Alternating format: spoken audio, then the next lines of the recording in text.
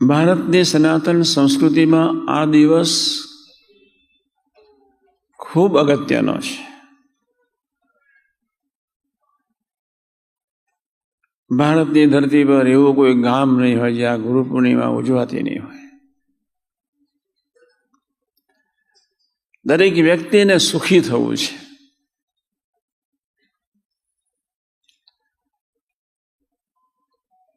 કદાચ મહેનત કરે તો કદાચ રોટલો મળે, થોડું કમાય, ખાવા પીવાનું મળે.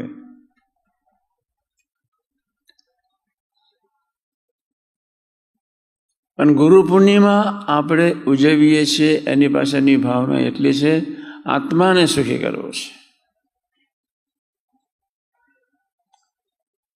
આપણા આત્મા ઉપર કામ, ક્રોધ ને લોભ પડેલા છે.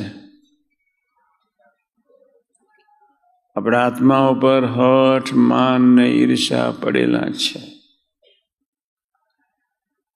જ્યાં સુધી એ કચરો આત્મા ઉપર પડેલો હોય ત્યાં સુધી આપણે સુખી ન કહેવાઈએ. કામ, ક્રોધ ને લોભ, હઠ, માન ને ઈર્ષા એવા જ્યારે પ્રભાવ આત્મા ઉપર હોઈએ ત્યાં સુધી આપણે આત્મીય થઈ શકીએ નહીં. ભગવદ ભાવથી સેવા ન કરી શકીએ, ભગવદ ભાવથી દર્શન ન કરી શકીએ.